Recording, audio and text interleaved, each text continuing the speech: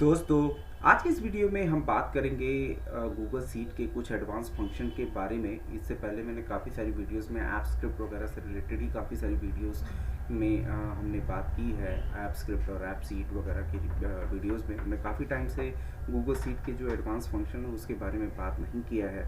तो आज की इस वीडियो में हम गूगल शीट के एडवांस फंक्शन जो हैं उसके बारे में बात करेंगे और इसमें हम बात करने वाले हैं फ़िल्टर फंक्शन की।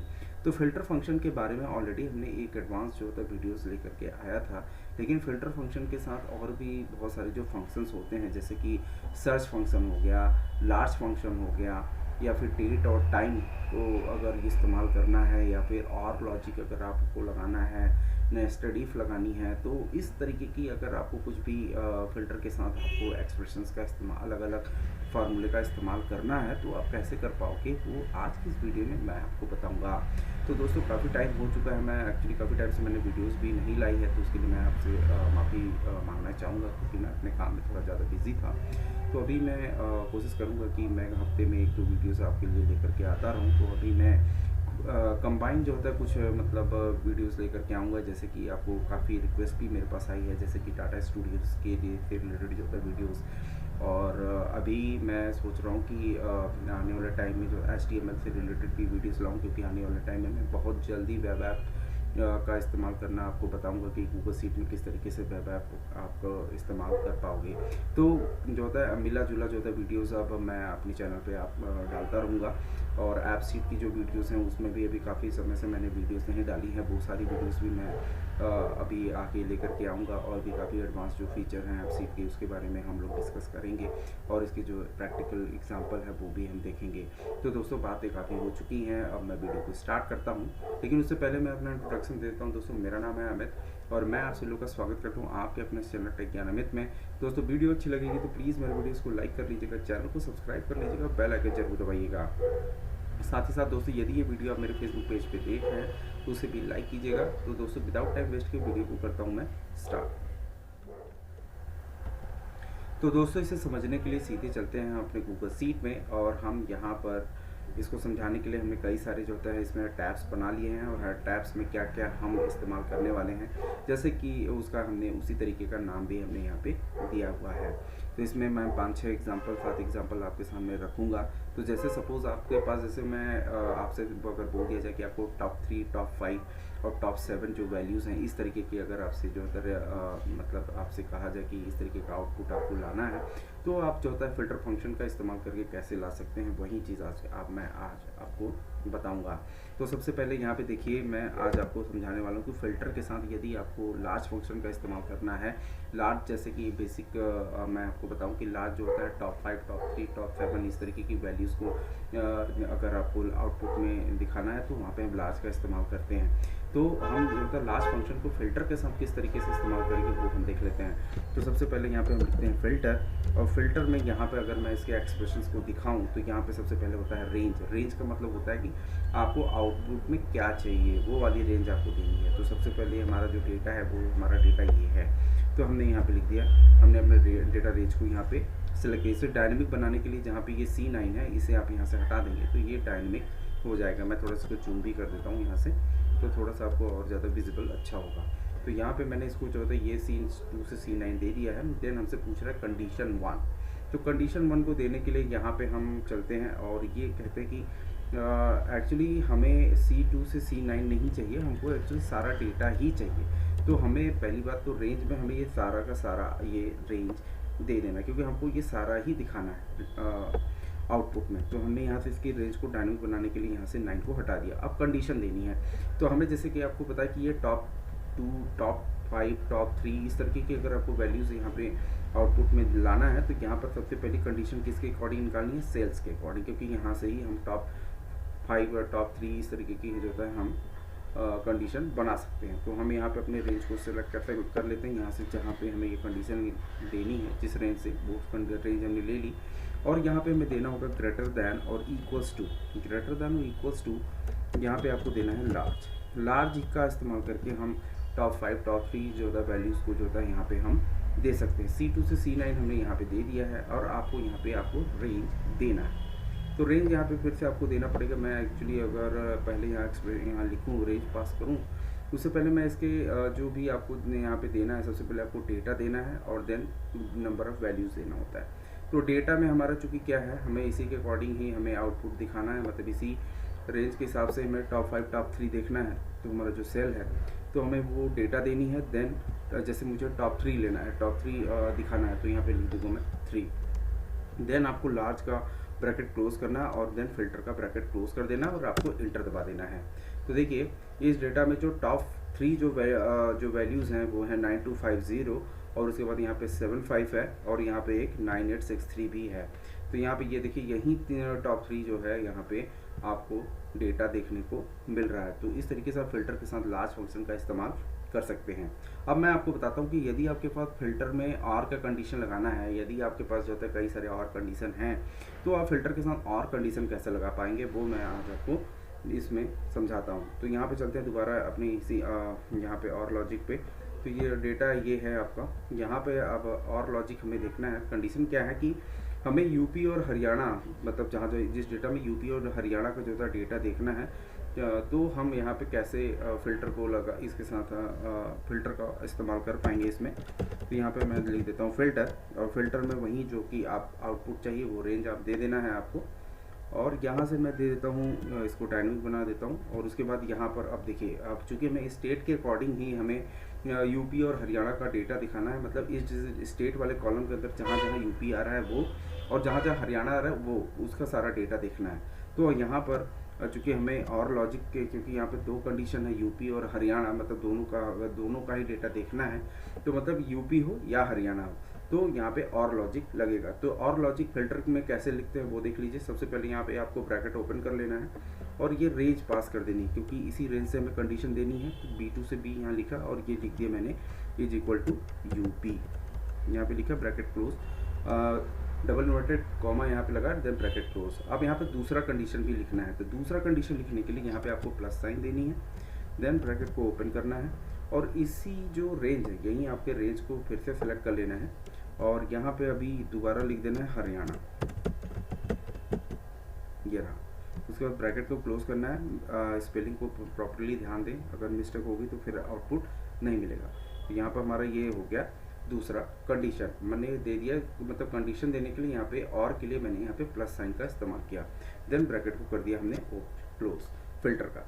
देन मैं कर देता हूँ इंटर। तो देखिए यूपी और हरियाणा का जो भी डेटा इस हमारे डेटाबेस में था वो फिल्टर होकर के यहाँ पे आ चुका है, ये रहा। तो इस तरीके से आप फिल्टर के साथ और लॉजिक भी अगर आप लगाना चाहते हैं तो आप इस तरीके से लगा सकते हैं। अब बात करते हैं फिल्टर के साथ एंड अगर लॉजिक लगानी है तो आप कैसे लगाएंगे। वापस से चलते हैं, यहाँ पे ये है डेटा। अब इसमें चलता है यहाँ पे हमें एंड लॉजिक लगानी है, जिसमें कि हमें देखना है कि जो सोनू है, सोनू का यहाँ पर देख लेते हैं कि किस तरीके का डेटा है जिसके हम एंड लॉजिक लगा सकते हैं। तो यहाँ पर सोनू का एक नासिक है और सोनू का यहाँ देखिए पुणे है और सोनू का नासिक है।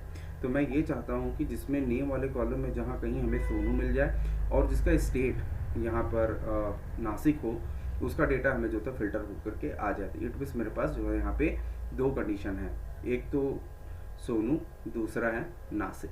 तो यहाँ पर हमें फिल्टर के में ये कंडीशन कैसे दे पाएंगे, इसको भी हम देख लेते हैं। यहाँ पे इक्वल फिल्टर, फिल्टर में वही आपको जो आउटपुट चाहिए वो रेंज आपको यहाँ पे दे देना है।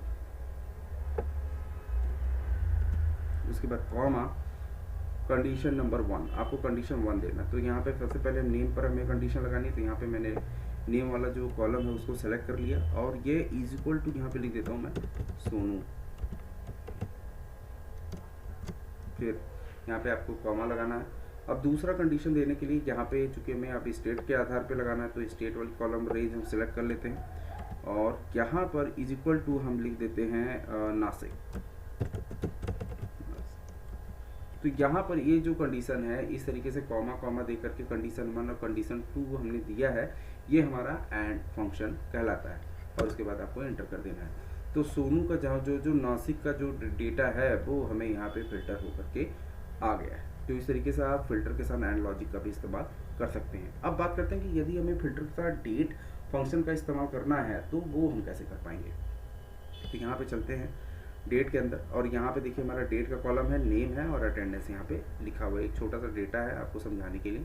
तो यहाँ पर मैं ये चाहता हूँ कि जिसका डेटा मतलब ग्रेटर देन 1 है, मतलब 1 तारीख से ऊपर के सारे डेटा को हमें रिफ्लेक्ट करना है, या फिर आप ऐसे भी कह सकते हैं 2 तारीख से ऊपर के सारे डेटा जो होता है हमें रिफ्लेक्ट मतलब फ़िल्टर होकर के आ जाए। तो यहाँ पे वापस हम फ़िल्टर लगाते हैं, फ़िल्टर, और यहाँ पर सबसे पहले आपको डेटा देना है। तो डेटा के लिए आपको अपना पूरा रेंज दे देना है। इसे डायनेमिक बनाने के लिए यहाँ से हमें 9 को हटा देते हैं, फिर कॉमा लगाते हैं, और यहाँ पर जो ये रेंज है डेट वाली, क्योंकि डेट हमें इस बार लगाना है, तो यहाँ पर जो जिस कॉलम में डेट है उसको हम सेलेक्ट करते हैं, और यहाँ पर हमें जो होता है ग्रेटर देन मतलब 2 तारीख से ऊपर की सारी डेटा को हमें देखना है। तो हम यहाँ पे लिखेंगे ग्रेटर देन, और यहाँ पर हम लगाएंगे डेट,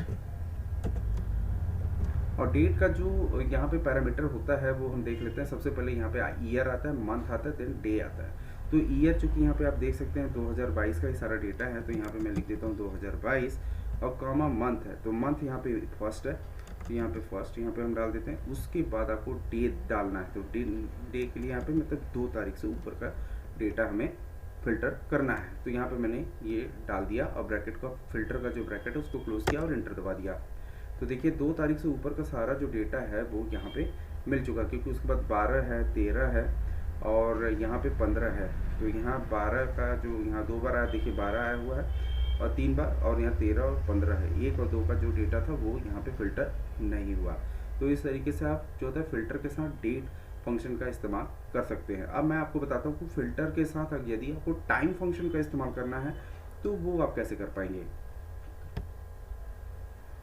तो यहाँ पर देखिए मैंने टाइम यहाँ पर टाइम का के साथ यहाँ नेम और अटेंडेंस वापस से वही है, लेकिन जहाँ डेट था वहाँ पे मैंने टाइम कर दिया है।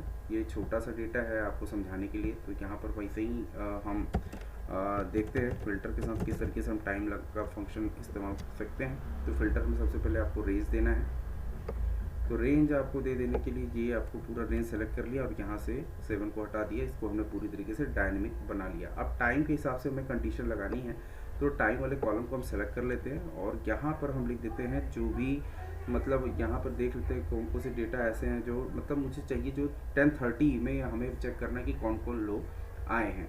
तो हमें यहाँ पे A2 से A, और यह इज इक्वल टू, क्योंकि हमें 10:30 के सारा डेटा देखना है, तो यहाँ पे हमें लिखना पड़ेगा टाइम, क्योंकि टाइम है, हमें टाइम के अकॉर्डिंग देखना है। तो यहाँ पर टाइम के लिए सबसे पहले आपको आवर्स देना पड़ेगा, देन मिनट, देन सेकेंड। तो यहाँ पे हमें देखना है 10:30 का, तो यहाँ पे मैंने दिया आवर्स में 10, और मिनट में दिया मैंने 30, और सेकेंड में मैंने डाल दिया 00।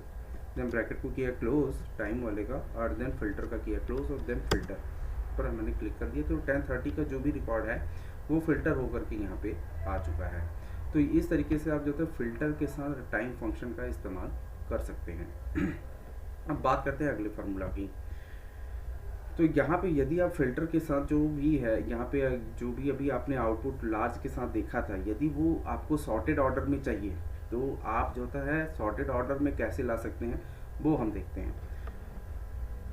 तो यहाँ पर हम लिखते हैं फिर से वही फिल्टर, और फिल्टर में हम यहाँ पर देंगे हमको जो भी आउटपुट में चाहिए, मतलब ये आपको पूरा रेंज डिफाइन करना देना है, देन कॉमा लगाना है, और हमें इस बार जो होता है कंडीशन देनी है, मतलब यहाँ पर जिस रेंज के अकॉर्डिंग, मतलब लार्ज में टॉप 5 टॉप 3 जो वैल्यूज़ हैं अगर हमें देखना है, तो इस बार हम देख लेते हैं कि टॉप 3 वैल्यूज़ मैं वापस से वही करता हूँ, या टॉप 5 ही ले लेते हैं। तो टॉप 5 लेने के लिए पहले हमको रेंज लेना पड़ेगा, क्योंकि इसी रेंज से हम जो है टॉप 3 और टॉप 5 को हम जो है कंपेयर करेंगे। तो यहाँ पर greater than and equals to large, और लार्ज में यहाँ पर फिर से वही आपको जो होता है यहाँ पर डेटा देना है। तो डेटा के लिए फिर से आपको वही रेंज देना है, और देन इस बार आपको कितनी वैल्यूज़ जो होता है दिखानी है, मतलब ये लार्ज का इस्तेमाल कर रहे हैं तो ये टॉप 5 मतलब टॉप वैल्यूज़ दिखाएगा। तो जो भी यहाँ पे पैरामीटर 3, 4, 5 यहाँ पे आप पास करेंगे उस हिसाब से आपको आउटपुट देखने को मिलेगा। तो यहाँ पे मैं लिख देता हूँ टॉप 4 देखना है। उसके बाद मैंने किया ब्रैकेट को क्लोज, और यहाँ पे मैंने कर दिया फिल्टर का भी ब्रैकेट क्लोज, और मैंने किया इंटर। तो यहाँ पर जो भी टॉप 4 जो हमारे सेल्स हैं वो हमें यहाँ पे देखने को मिल रहे हैं, लेकिन ये देखिए सॉर्टेड ऑर्डर में नहीं है। यहाँ पे 9 आ रहा है, उसके बाद 7 आ रहा है, 6 आ रहा है, लेकिन फिर से यहाँ पे 9 आ रहा है। तो इसे अगर हमें सॉर्ट करना है तो हम कैसे करेंगे वो हम देख लेते हैं। तो यहाँ फिल्टर के पहले यहाँ पे आपको लिखना है सॉर्ट, और सॉर्ट के बाद यहाँ पे आपको कॉलम नंबर देना है। तो कॉलम नंबर जो भी मतलब जो मुझे सॉर्ट कराना है वो सेल्स के अकॉर्डिंग कराना है। तो सेल्स हमारा जो था तीसरे नंबर कॉलम पे है, तो यहाँ पे आपको लिखना है 3 और यहाँ पे आपको लिख देना है ट्रू। एक बार मैं ट्रू करके देखता हूँ क्या आउटपुट आता है, उसके बाद अगर कुछ होगा तो हम चेंज करेंगे। तो यहाँ पे ये देखिए असेंडिंग ऑर्डर यहाँ पे आ चुका है असेंडिंग ऑर्डर में। अगर आप इसे जो है डिसेंडिंग ऑर्डर में रखना चाहते हैं तो यहाँ पे आपको लिखना होगा फॉल्स। हाईएस्ट वाली वैल्यूज जो होता है सबसे टॉप में आ जाएंगे, उसके बाद जो होता है उससे लोएस्ट वैल्यूज। तो इस तरीके से आप यदि फिल्टर के साथ यदि आप जो होता है लार्ज इस्तेमाल कर रहे हैं, वो भी डेटा आपको सॉर्ट करनी है, तो आप इस तरीके से इस्तेमाल कर सकते हैं filter large and sort function का। अब हम आगे की फार्मूला भी देखते हैं कि और हम फिल्टर के साथ क्या कर सकते हैं। तो यहाँ पे यदि आपको जो होता है यहाँ पर हम चलते हैं फिल्टर के साथ, यदि आपको पार्शियली डेटा मैच करानी है, तो मतलब जो मैच खाए वो डेटा हमें फिल्टर होकर के आ जाए, तो वो आप कैसे कर पाओगे वो भी हम देख लेते हैं। तो यहाँ पे मैं लिखता हूँ फिल्टर, और फिल्टर में आपको आउटपुट में जो चाहिए वो आपको पूरा रेंज देना पड़ेगा। तो हमने ये रेंज ले लिया, और उसके बाद यहाँ पर अब जैसे मुझे ये चाहिए कि जहाँ पे इस डेटा में जहाँ कहीं भी AP जो यहाँ पे लिखा हुआ, ये एक्चुअली यूनिक कोड है, तो कहीं भी अगर AP हो तो वो डेटा हमें फिल्टर होकर के आ जाए। तो वो डेटा पार्सली डेटा को हमें अगर सर्च करानी है, तो उसके लिए हमारे पास जो ऑप्शन है वो है सर्च।